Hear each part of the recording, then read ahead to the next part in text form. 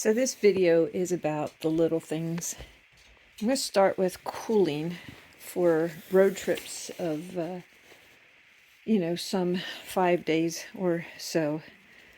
And I just use a soft-sided cooler when I decide I want a cooler. And then you put in them 3 2-liter frozen bottles of water. And that will actually cool or keep that cooler cool for almost 3 days. Actually closer to 4 maybe, especially in the winter time. In the summer obviously less, but refrigeration is something you really have to decide, do I need, don't I need, depending on how long you're going to be between stores and stuff. For my trip upcoming, I'll be near stores most of the time, so I don't know, and it's winter, so I don't know that I'm going to really necessarily pack cooling. But for the little things that are kind of important here, everything has to be well thought out, so it's minimal. This is, again, my system. I already sent the video about that. Your bed sheets, the ones you normally sleep with, are important on your bed, are actually important on the road for comfort, I find. So I put those on top of my sleeping bag. I pack my clothing via bags. You can see I have underwear bag. They're just 1-gallon bags, underwear, shirts, etc. This is dog clothing, pants there. And then I always pack this, just a small travel bag this size. And in that is anything I want to take into the hotel if I go into one for the night, or into the bathroom at the campsite. So I found that to be really effective. So in the morning I could pack a shirt, underwear, etc. And then be good to go for the day and not have to get into any of my stash. Also, with respect to little things, the toilet system that we are currently discussing on the board. This is, again, my dog's setup.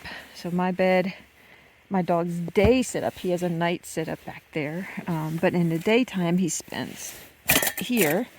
And then at nighttime, this converts to my heater setup. And I've already showed that. I just put the heater up here, and it's really perfect.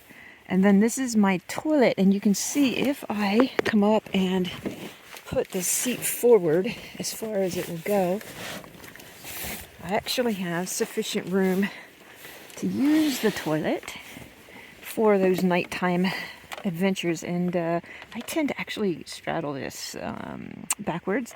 And these are the pellets that we're talking about, the horse pellets. See, this amount right here will go all night, and actually almost 2 days for me, 2 evenings, for urine absorption. Toilet paper roll squished. One of the things I found really nice to have are personal washcloths on the road. You don't really always have a chance to stop and take a shower, so you can just at least wash up. I have a tire pressure inflator and a battery jump starter, just in case something happens there. So those things are with me. I always carry enough food and water to last me for days. Of course, a lighter and all those little things in that little bag. Talked about, I have bear spray because I'm out in the wilderness a lot, and I also carry always a knife, a nice big old knife with me, full tang, in case I need to chop wood or firewood.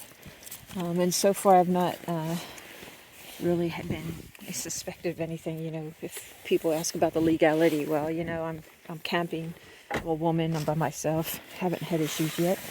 And then I think this is kind of cool. Oh, fan wise, this fan, I'll show this right here, has been phenomenal for every purpose, camping wise. I'm not sure if you can see the name brand or anything on it, but this fan has a built-in battery, and I found it goes around 18 hours just on the battery, and I can charge it while going down the road. So I like fan at night when I sleep. Again, everything as comfortable as your house. It's super is super advisable on the road, just so you can get a good night's sleep. And then these lights serve more than enough for my purpose. They're lights with little batteries in, found on Amazon all over the place. You just put them in a regular light socket to charge, and then you turn that button on and boom, you have instant light. I don't use light a lot in a car camping situation. I don't imagine most people will, because you are primarily, sleeping or reading your cell phone, one of those things, watching TV on the cell phone. So I already talked about my heating systems. That's all my heating stuff because it is winter again. And then this little doohickey right here attached to my bed is an interesting thing. Speaking of cell phones, you just hook your cell phone inside of this. Let's see, am I right there? You hook your cell phone inside of that, and you can watch TV in bed or cell phone in bed, and have a hands-free experience, which is again more like at home. So trying to mimic as much as possible at home and still be pretty minimalistic because you're in a very, very small footprint. Anyway, fixing to head off, and I've got everything pretty well set up. Oh, I got one other thing that I think is really important, and that is I bought, again, all this stuff is on Amazon. I bought this little mini, and it rides right up here because it's in the sunlight all the time. Bought this little mini battery charger for my phone, and it has solar on this side, and in a sunny day like in California trip that I'm going to, just sitting outside all day will totally recharge it, where I could be on my phone all night long and not worry about having to charge my phone. So anyway, that's all I need for road tripping. Again, camping is a different experience, but car road tripping experience where you're mostly on the road. Like I said, I have a 3-night stay at one campsite, but I intend to get out every day and go to beaches and stores and maybe a restaurant here or there. So not really camping or boondocking, if you will.